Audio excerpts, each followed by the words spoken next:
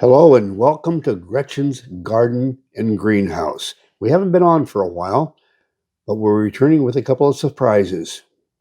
Listen on.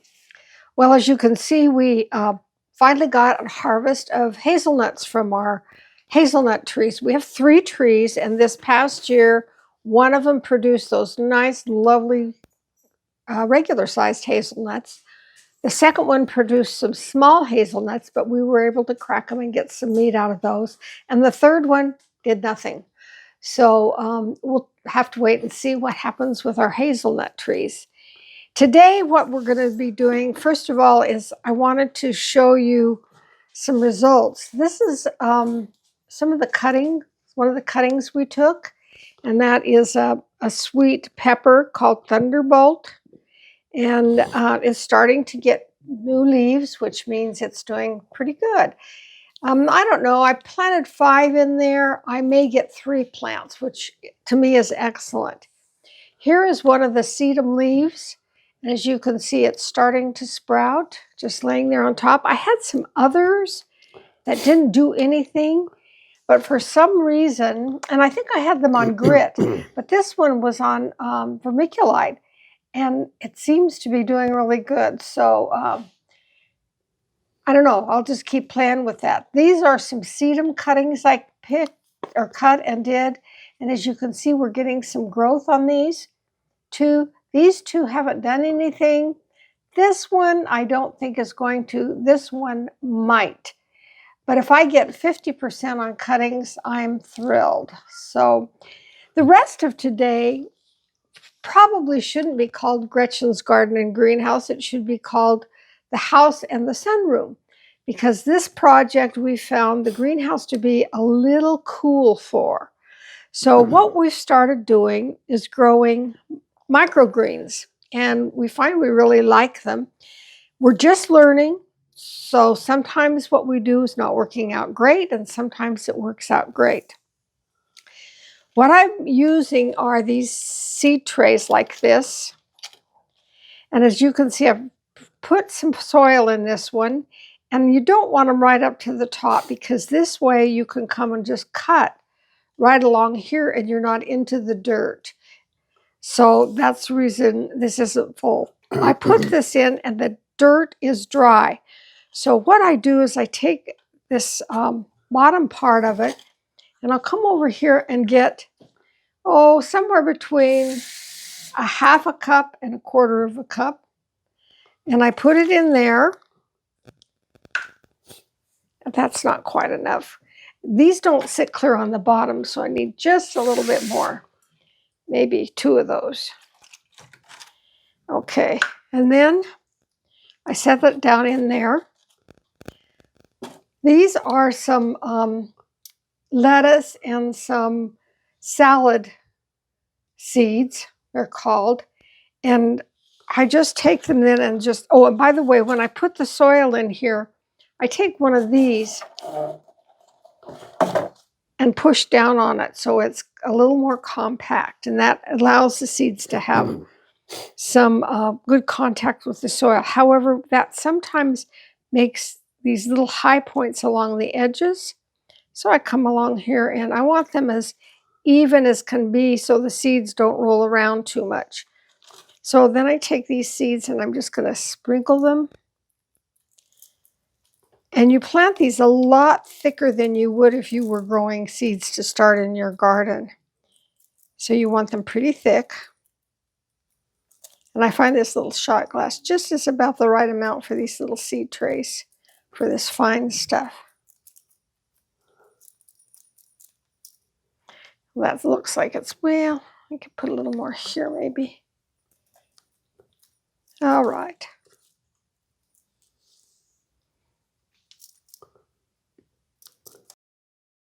That's pretty thick. Then I take my spray gun,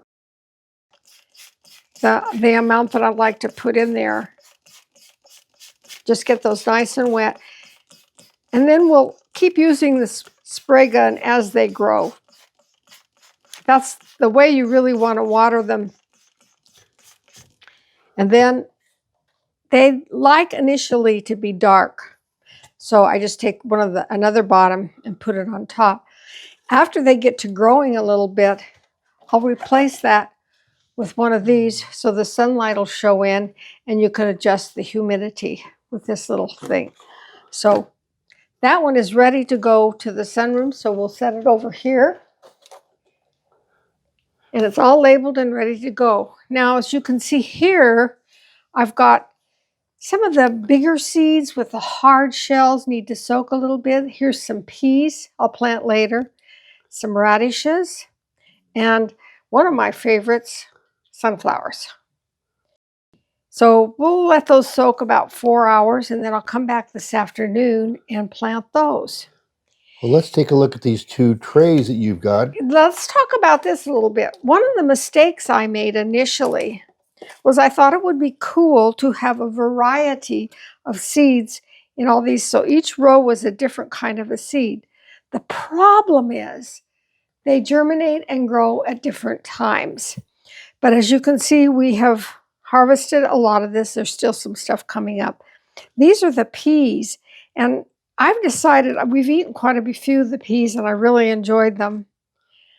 I think what I'm going to do is take some of these starters and plant them in the greenhouse and see if we can grow a few peas in the greenhouse this winter. That's interesting. Yeah, good idea. These seeds, sometimes people want to know, is there a difference between regular seeds and micro seeds? No, not really. They're just the same seeds. However, when you get a seed packet to grow for your garden, there's very few seeds in there because you don't need a lot. So when you buy the micro seeds, well, first of all, let's take a look at this. This is some lettuce that is coming up. Now, one of the things that sometimes happens is you'll get this tiny little fuzzy spider web-like fungus coming in. And it's not really harmful. So what you can do is you spray it with like 16 ounces of water, and you can put in like a tablespoon of hydrogen peroxide or a tablespoon of grapefruit seed extract. Works really good. Or I didn't have any grapefruit seed extract, so I just used vinegar, about a tablespoon of vinegar. When you use the vinegar, it's going to take a couple of applications, so I'll probably spray this again tomorrow. But the lettuce will be coming up, and we're going to want it to be about this tall before we harvest it. Unfortunately, I don't have anything ready to harvest. We've eaten it all already. And it's very good on salads. Oh my gosh. Yeah. Now the seeds, let's talk about seeds a little bit. If you buy just regular seeds like you would be growing for your garden, the quantity is very small. So our local, my local favorite nursery here does have these packets that are specially for micro seeds. And so there's quite a few more in here. I mean, there's a, like, well, I don't know looks like how at least many. a quarter of a cup or more. Yeah, and it depends. This is 50 grams. This is 50 grams. This one was 40 grams. So it just depends. Probably has a lot to do with seed size and so forth. Yeah, but if you're really going to get into it, you might want to try to find some places where you could get stuff like this. This is a pound of seeds. And I think I paid about $8 for this as compared to $4 or $5 for just a few. So as you can see, this is a much, much, much more economical way to go. It's also assorted seeds, if I remember seeing right. Well, the other thing is we're just new at this. And so I wanted some assorted seeds. And these are about, let's see, this is an ounce. A lot of these are about an ounce. And I got 15 pack or 12 varieties. So I thought that way we could try a bunch of different things to see how we like. And to my surprise, they had some nasturtiums. So I got to thinking, well, yeah, nasturtiums are good to eat. So we'll see how the sprouts are. So I'll be planting several more trays like this today. And then what we will do is... When you say several more trays, you might. Oh, yeah. I bought a bunch of trays online. And I wanted to get just without the dividers, but I couldn't find any. And I suppose I could just plant in the base, but that kind of concerns me because I like to have my soil drained so it isn't soggy. So I'm going to just put up with these dividers. Yeah, and the difference in price is if you get the ones without the dividers, you're looking at a packet of them for like $20, and a packet of these with dividers in them is $8 or $9. Yeah, I mean, the it's price is significantly very, different. And I got these at Amazon, of course, because that's where I do my shopping when I don't know what I want to buy. So now we'll take these, and where we don't put them in the greenhouse. Our greenhouse, we keep the heater down so that the lowest temperature it gets to is 40. It was 41 degrees in there this morning, which is great for the stuff like this. And also we've got a couple big tomato plants in there and some big pepper plants that are blooming. But it's not good for seed germination. So I've decided to do my microgreens in the sunroom. So let's go to the sunroom. It's just real handy here to the kitchen. This used to be a covered patio, but we decided we wanted a sunroom, so we went to Habitat and got windows and put windows in here. Okay, we've got a table that we set up here, the end, and this is where we are doing our micro growing. So well, actually, this one's just about had it, so we'll set it over here. I'm going to do some. We'll finish it off today at lunch. Yeah. And this now is ready to, these are all ready now to have the clear put on. Here we have some peas.